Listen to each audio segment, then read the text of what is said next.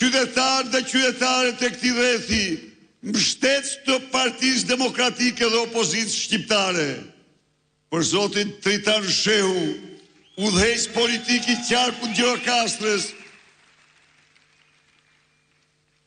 delegatët dhe kandidatët e këtij qarku, mbar qytetarët e qarkut Gjirokastrës, mbështetës të Partisë Demokratike dhe koalicionit fitimtar të zgjedhjeve 12 majit, për zotin Xhelal Mziu, udhëheqës politik i qarkut të Dibrës, kandidatët dhe delegatët e këtij qarku, qytetarët e tij, mbështetës të palkundur të Partisë Demokratike dhe Opozitës Shqiptare, zotit Flamur Hoxha, udhëheqës politik i qarkut të Kukësit, kandidatët, delegatët dhe delegatët, mbështetësit e opozitës shqiptare në këtë qark. Miqtë e mi, 2 ditë Shqipëria përjeton një festë të vërtet, përjeton festën e shpresës, festën e optimizmit, festën e dignitetit, festën e cila është e gjithë energjia e fitores së 11 majit.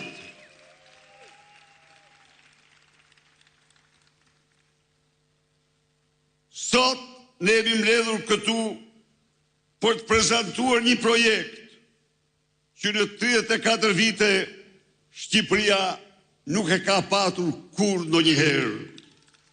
Një projekt aq i mirë sa dhe Partia Socialiste, që qeverisi 12 vjet për mashtrim e vjedhje, u kthye, ta vlerësoi, ta vjedh dhe ta kopjoi. Ndonë se kundërshtar politik Edi Rama e pranoi se nuk ka projekt, apo më mirë të themi projekti i tij është vetëm dora për të vjedhur. Po miqtë e mi, kopja mbetet kopje shëmtuar. Asnjë nuk gënjehet.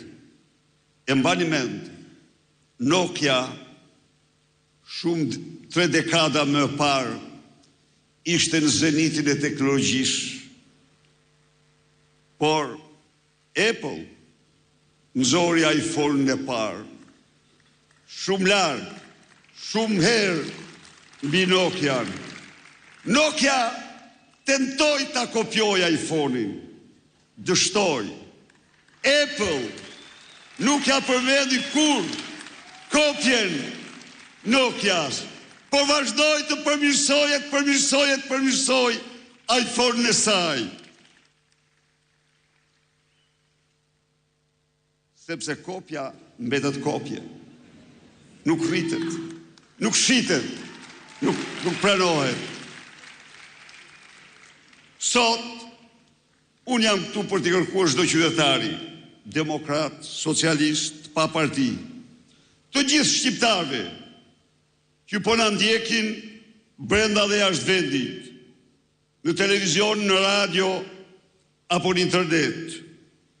Veçarisht u kërkoj shqiptarëve që akoma mbajnë të fshehur në vete ëndrrën e largimit nga Shqipëria. Të më japin 40 minuta kohë nga vëmendja e tyre për dëgjuar këtë alternativë që sjell sot Partia Demokratike dhe koalicioni i saj, më të rëndësishme në 34 vite. Kjo alternativë nuk është një program, por është një projekt aq i madh, aq transformues, por mbi të gjitha aq i realizueshëm sa t'i bëjë shqiptar të thonë, po, ne do t'japim edhe një shans të ri Shqipërisë.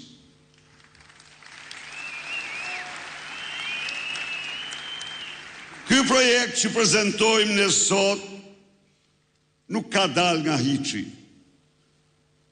As nuk e kopjuam Gjikundi, siç bëri Edi Rama pak kohë më parë. As nuk u hartua në 3 muaj. Sa për fushat elektorale, jo dhe jo. Por janë dashur 3 vitet plota për të hartuar projekte Shqipërisë madhështore. Ditën që unë ju përgjigja thirrjes për të rikthyer në mbrojtje të demokracisë, atë ditë unë mora një vendim. Unë nuk rikthesha për pushtet.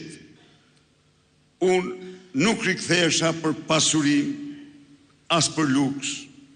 Nuk kam qenë i interesuar për to, as në rinin time, kur unë jam kthye betejës për dinjitetin tim.